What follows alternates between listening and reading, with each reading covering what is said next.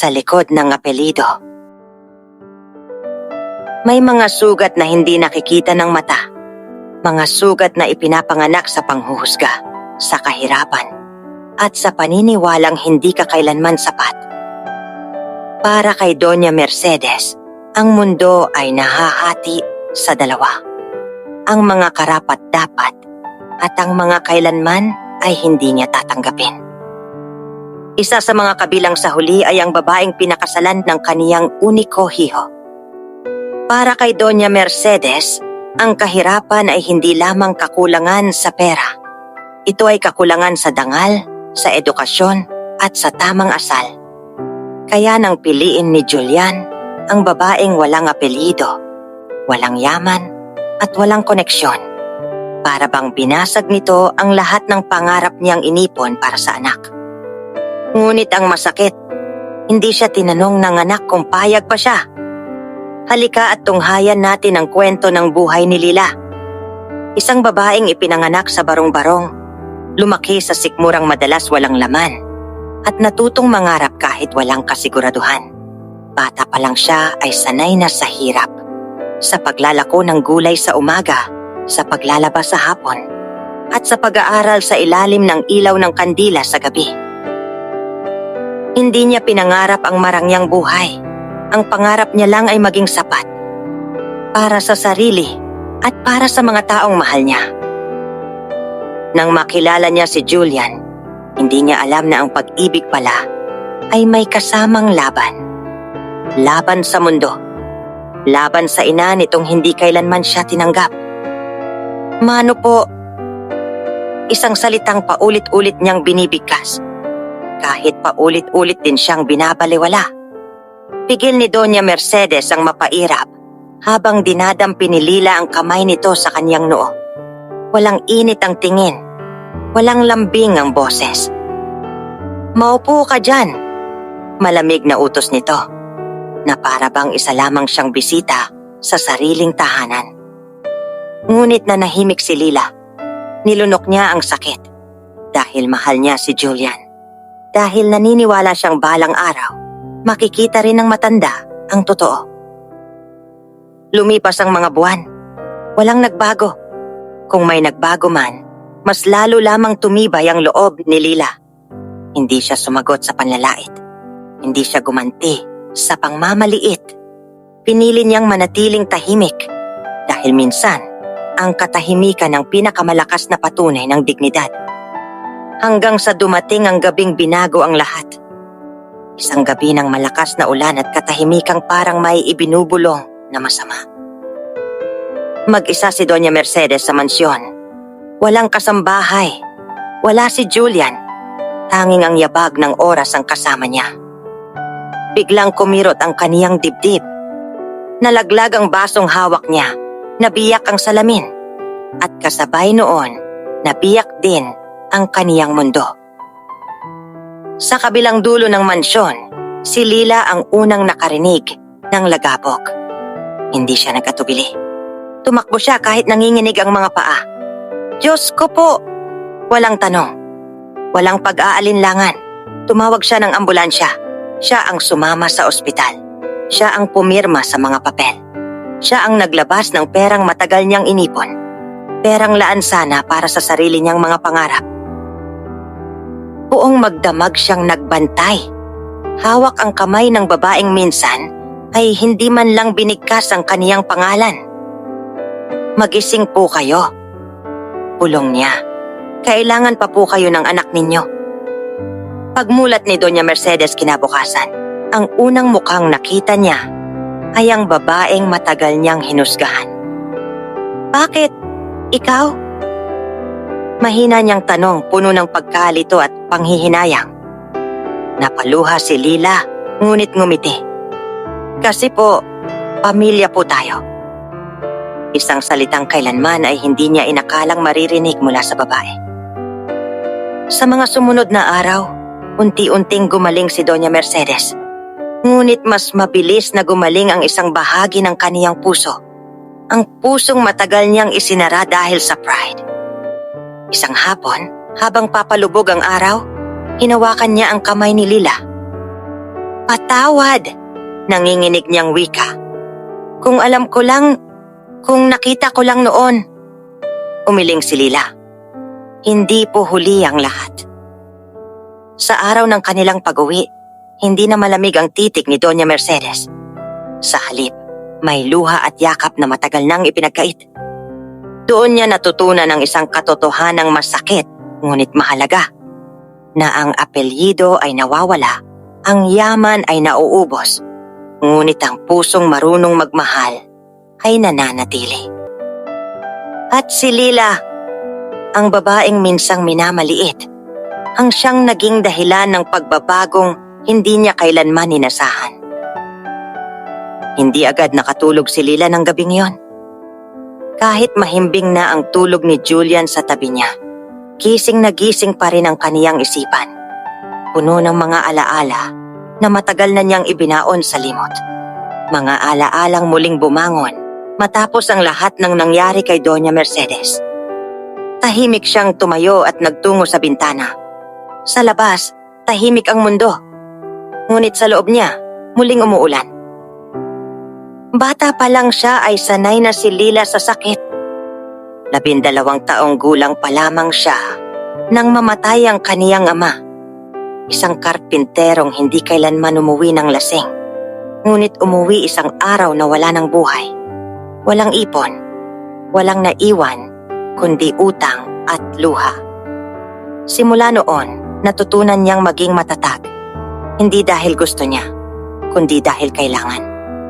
Sa murang edad, siya ang tumayong haligi ng kanilang tahanan. Siya ang nag-alaga sa ina niyang nagkasakit sa baga. Siya ang nag-aruga sa 2 nakababatang kapatid. At siya rin ang unang natutong tanggapin na sa mundong ito, hindi lahat ay may awa sa mahihirap. Lalo na ang mga tulad ni Miranda. Si Miranda ang panganay na anak ng tiyahin niyang nagampon sa kanya noong panahong halos wala na silang makain. Ngunit sa halip na ituring siyang pamilya, ginawa siyang katulong. Hindi ka dapat mangarap. Malamig na sabi ni Miranda noon, habang pinapahid ang putik sa sapatos nito, gamit ang damit ni Lila. Mga tulad mo hanggang dyan na lang. At si Victor, ang kasintahan ni Miranda, isang lalaking mayabang, mapangmata, at sanay apakan ng mga taong mas mababa sa kanya. Kung gusto mong umasenso, minsan nitong bulong kay Lila, kailangan mong ibenta ang sarili mo. Doon unang natutong manahimik si Lila. Hindi dahil mahina siya, kundi dahil pinili niyang mabuhay. Nang makilala niya si Julian, akala niya tapos na ang bangungot. Akala niya sapat na ang pagmamahal para tuluyang makawala sa mga aninong yon. Nagkamali siya. Isang linggo matapos makalabas ng ospital ni Doña Mercedes, dumating ang mga aninong matagal nang nag-aabang. Hindi mo sinabi sa amin na ganito pala ang buhay mo ngayon. Nanlaki ang mga mata ni Lila nang makita si Miranda sa sala ng mansyon. Nakaupo, nakataas ang paa. Hawak ang mamahaling tasa na para bang pag-aari niya ang lugar. Paano ka nakapasok dito? Nauutal na tanong ni Lila. Ngumiti si Victor, nakasandal sa dingding. Madaling pumasok kapag may kilala ka. Sa likod nila, tahimik na nakatayo si Doña Mercedes. At sa unang pagkakataon, nakita ni Lila ang malamig na tingin ng matanda. Hindi para sa kanya, kundi para sa mga taong kaharap nila. Sinong mga ito? Tanong ni Doña Mercedes, mariin ang tinig. Tumawa si Miranda. Ay, ako po ang kamag-anak ng manugang ninyo. Hindi ba't karapatan naming humingi ng tulong? Tutal mayaman naman kayo. Namula ang mukha ni Lila. Hindi ko kayo inimbitahan dito. Pero utang mo sa amin ang lahat. Singhal ni Miranda. Kung hindi dahil sa amin, patay ka na sana sa gutom noon. Tahimik na humakbang palapit si Doña Mercedes. Lumayas kayo. Malamig niyang utos. Walang utang ang manugang ko sa mga taong ginagamit ang kahirapan para manakit. Natigilan si Lila. Sa unang pagkakataon, may isang taong tumayo para sa kanya. Walang hinihinging kapalit. Ngumisi si Victor. Mukhang nagkamali kami ng pinuntahan. Hindi, sagot ni Doña Mercedes. Kayo ang nagkamali ng kinalaban. Umalis ang dalawa na may galit sa mga mata. Ngunit alam ni Lila, hindi pa doon nagtatapos ang lahat. Habang nakatingin siya sa pintuang nagsara, unti-unting napagtanto ni Lila ang isang bagay. Ang kahirapan ay iniwan na niya. Ngunit ang mga taong gustong ibalik siya roon, sila ang tunay na laban. At sa pagkakataong ito, hindi na siya nag-iisa. Hindi nagkamali si Lila sa kaniyang kutob. Hindi pa tapos si Miranda at Victor. Makalipas lamang ang ilang araw, nagsimula ang mga bulong.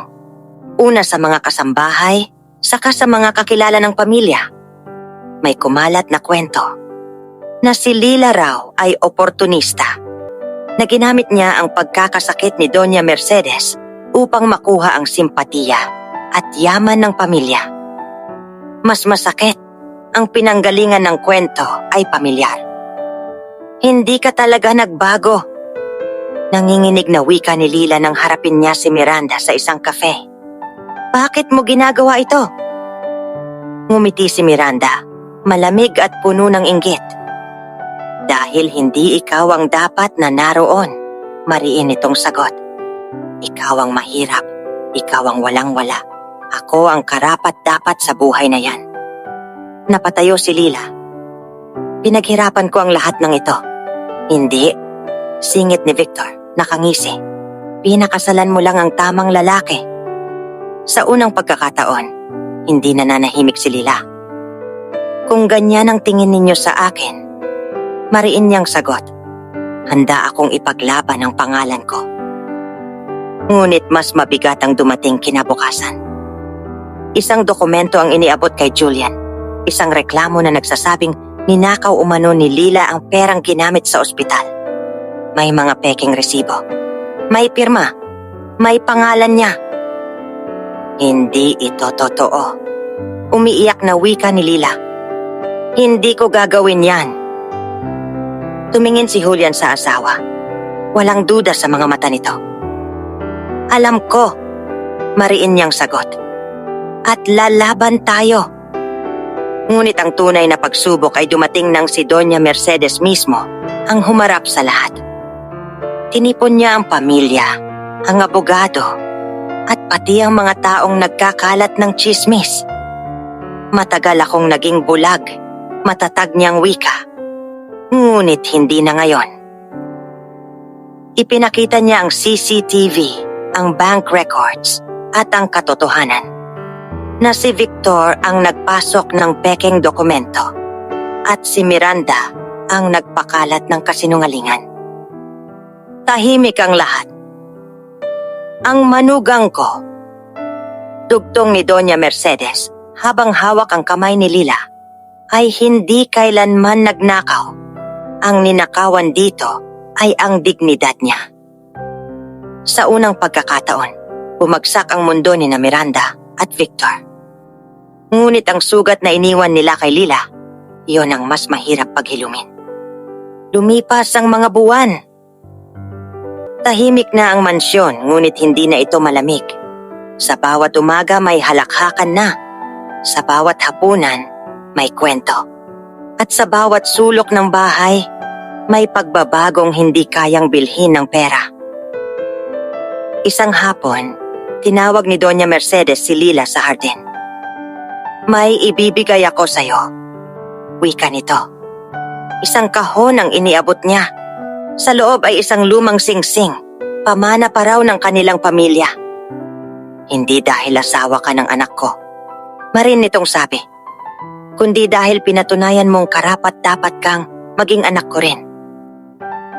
Napaluha si Lila. Hindi ko po hinangad ito. Alam ko, sagot ng matanda. At iyon ang dahilan kung bakit ito. Sa araw na yon, tuluyang nabura ang hangganan ng biyenan at manugang. Ang natira, ina at anak. Si Miranda at Victor ay tuluyang nawala sa kanilang buhay, dala ang sariling galit at pagkatalo. Hindi na sila hinabol ni Lila. Hindi na niya kailangan. Dahil ang pinakamagandang ganti ay ang mabuhay ng payapa at buong buo. Sa huli napagtanto ni Lila ang isang katotohanan. Hindi niya kailangang baguhin ang pinanggalingan niya upang maging karapat-dapat. Hindi niya kailangang itago ang kahirapan ng nakaraan upang maging malinis ang pangalan. Dahil ang tunay na apelyido na dala niya ay hindi galing sa dugo o yaman kundi sa mga desisyong pinili niya sa gitna ng sakit, tukso at pagsubok. At sa wakas, si Lila, ang babaeng minsang minamaliit, ay hindi na lamang asawa, hindi na lamang manugang. Siya ay naging pamilya,